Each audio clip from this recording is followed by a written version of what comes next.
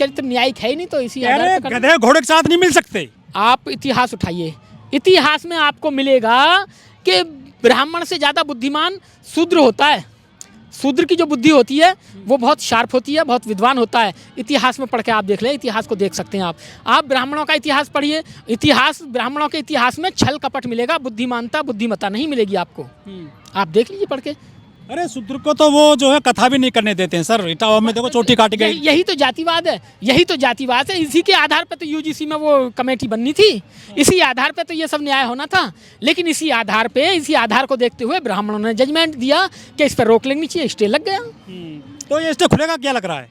नहीं खुलेगा, नहीं खुलेगा। वो तो जो है कह रहे हैं कि हमने देखो हरा दिया है, 3% लोग हैं। नहीं खुलेगा। इसके लिए तो बहुत लंबी लड़ाई लड़नी पड़ेगी, और लड़ाई इसकी लड़नी पड़ेगी कि अभी राष्ट्रपति जी ने कहा था कि जजों की नियुक्ति भी यूपीएससी द्वारा होनी चाहिए, एक एग्जाम के द्वारा होनी चाहिए। तो जब तक वो नहीं होगी हमारे जज बनेंगे नहीं SC ST OBC के, और इसी तरह अन्याय होता रहेगा।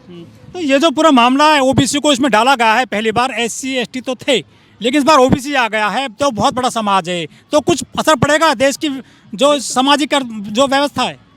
पड़ेगा भी, अगर OBC ने समझ लिया तो पड़ेगा, वरना तो OBC तो उन्हीं के साथ था, उन्हीं के साथ है, उन्हीं की बात मानता है, उन्हीं की जगह खाली है। हमारी SC ST की तो भर जाती हैं, तब भी उसके तो कॉलम के कॉलम खाली हैं। अगर कहीं CCTV कैमरा लग रहा है और उसका कोई विरोध कर रहा है तो आपका शक कहाँ जाएगा?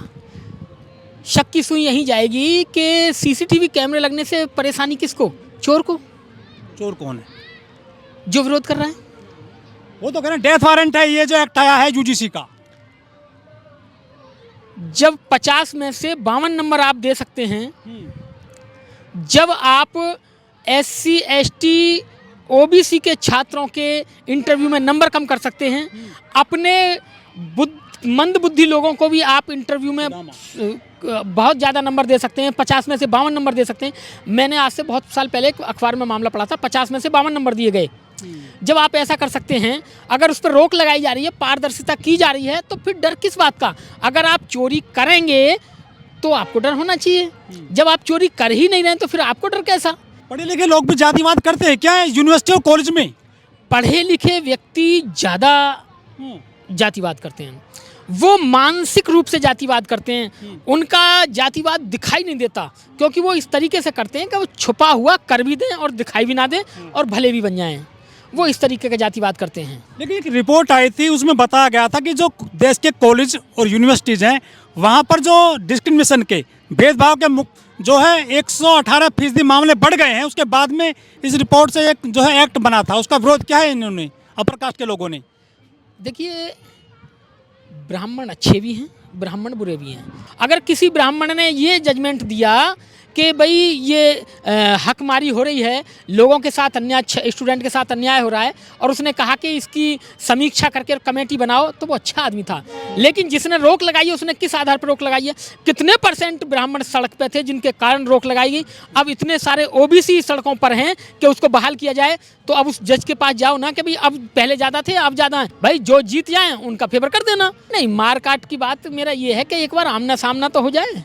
जब आपको लगता है, मतलब 2% आदमी सड़क पे उतरा नहीं, तुमने स्टे लगा दिया, और 16% सड़क पे आज कूद रहा है। यूनिवर्सिटियों के सामने चक्का जाम हो रहे हैं, यूनिवर्सिटियों के सामने धरने दिए जा रहे हैं, OBC के छात्र धरना दे रहे हैं। वो तुम्हें नहीं दिखाई देते? उनको देखने के आधार पे आप बहाल कर दो। कह रहे डेथ वारंट था ये जो एक्ट था।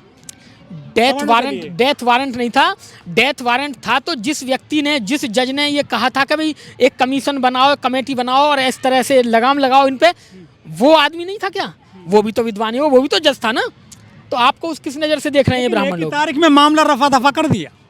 हाँ, एक ही तारीख में मामला रफा दफा कर दिया, क्योंकि रफा दफा इसलिए कर दिया क्योंकि बहुत दिन पहले अपने ज्योतिबा फुले कहकर गए थे कि ब्राह्मण का चरित्र न्यायिक चरित्र नहीं होता। अंग्रेज भी बोले थे, लेकिन हाईकोर्ट के लिए। हाँ, इसलिए तो हम तो जानते हैं, हम उनकी बात को नकार नहीं सकते।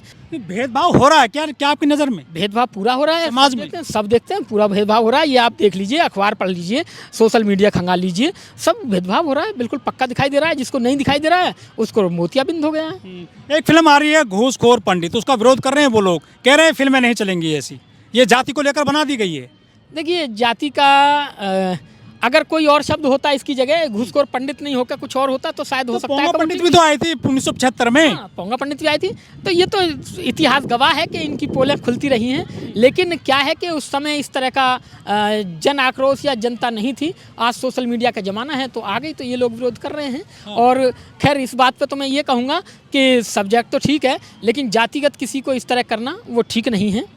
हाँ, आप दिखा क्या रहे हैं उसमें अंदर दिखाइए, लेकिन नाम है दिखाया जा रहा है ना, करप्शन दिखाइए, लेकिन नाम रखेंगे तो दर्द तो उनको होगा। चोर को चोर कहोगे तो भैया फिल्म बन जाती है, बैंडेड क्वीन बनती है यहाँ पर, भीमा को कोरेगांव फिल्म नहीं बनने दी जाती है, ज्योतिबा फुले को नहीं यहाँ पर रिलीज होने दिया ठीक से। देखिए सब कुछ हो सकता है।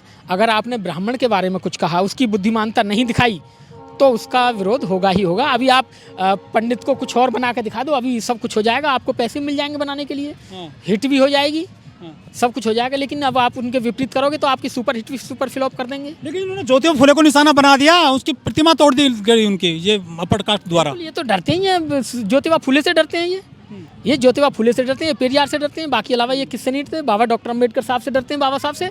दूसरा ये पेरियार से डरते हैं। तीसरा ज्योतिबा फुले से डरते हैं। ये ऐसा क्यों करते हैं? ये इसलिए करते हैं, यही जातिवाद है क्या? यही जातिवाद है। ये इसलिए करते हैं क्योंकि कांडे को काना मत कहियो वरना जाएगा रूठ, और धीरे धीरे पूछो तेरे कैसे गई फूट। धीरे धीरे पूछोगे तो सब कुछ पता चल जाएगा। फिल्म देखोगे तो सब कुछ पता चल जाएगा कि ब्राह्मण ही घूसखोर है, और फिल्म का नाम डायरेक्ट रखोगे घूसखोर पंडित तो दर्द होगा। जाति को मजबूत करने वाली चीज़ें मैंने पहले भी कहा, मैं इनके विरोध में हूँ। जातिगत नहीं करना चाहिए था, दिखा दीजिए आप। लेकिन हाँ, जो बात है वो बात है, जातिगत नहीं होना चाहिए।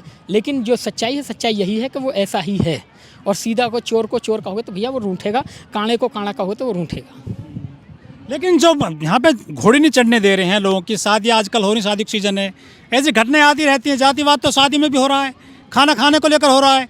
जो पटना यूनिवर्सिटी है वहाँ पे जो हॉस्टल बने हुए हैं वो तो जाति का आधार बने हुए हैं, भूमिहार के अलग, ब्राह्मणों के अलग और दलित पासवान के अलग वहाँ हॉस्टल हैं, और खाने की मेज़ भी अलग अलग लगी हुई हैं। बिल्कुल ऐसा ही है, यही जातिवाद है। जिस दिन ब्राह्मण क्षत्रिय वैश्य और ब्राह्मण अपने हाथ से खुद खाना खिलाएगा शूद्र को, बैठ के उसके साथ न्याय करेगा, उसके साथ बातचीत करेगा, रोटी बेटी का संबंध करेगा, तो समझ लीजिए स्वेच्छा से, किसी दबाव में नहीं, स्वेच्छा से करेगा तो समझ आप समझ सकते हैं। वो भी सभी, एक दो आदमी नहीं, सभी ऐसा करेंगे तब तो समझिए कि जातिवाद खत्म हो गया। वरना जातिवाद चरम पर है, इससे ज़्यादा और चरम नहीं पहुंच सकता। लेकिन सीजे साहब ने तो बोल दिया कि आप जो है ऐसे करते जा रहे हैं, समाज तो पीछे को तरफ जा रहा है, बैक गेयर लग रहा है। बिल्कुल बिल्कुल, ये देश अभी बहुत पीछे जाएगा। दुनिया कहाँ से कहाँ पहुंची, ये देश जातियों में उलझ के, इसी तरह उलझ के बहुत पीछे जाएगा अभी जो हालात चल रहे हैं। तो क्या एकजुट हो पाएंगी 6743 जातियां? नहीं हो पाएंगी जब तक ये अपने आप को, और जब तक इनका और बेड़ा गर्क नहीं होगा तब तक नहीं हो पाएंगे। अभी तो ये अपने आप को, उनके लिए बाबा बहुत सारे फिल्म, बाबा कूद पड़े हैं, बहुत न जाने कौन कौन कूद पड़े हैं। अभी चल रहा है, अभी जातिवाद और ये सारा चरम पर है। अभी और सत्यानाश होगा देश का, उसके बाद कुछ लोगों को लगेगा कि हाँ देश में अच्छा नहीं हो रहा है, बाकी तो अभी अच्छा हो रहा है। कह रहे हैं एट्रोसिटी एक्ट भी जो हटवाइए, ये भी जो है समाज को तोड़ता है। बिहार में जो है पूरे गांव पर मुकदमा दर्ज कर दिया गया है। देखिए, अगर SC/ST एक्ट ना हो ना तो कोई बारात ना चढ़े। SC/ST एक्ट ना हो तो गरीब शूद्र कहीं रह नहीं सकता, SC/ST OBC लोग रह नहीं सकते किसी गांव में। ये तो SC/ST एक्ट है तो अभी है, सुरक्षा कवच है।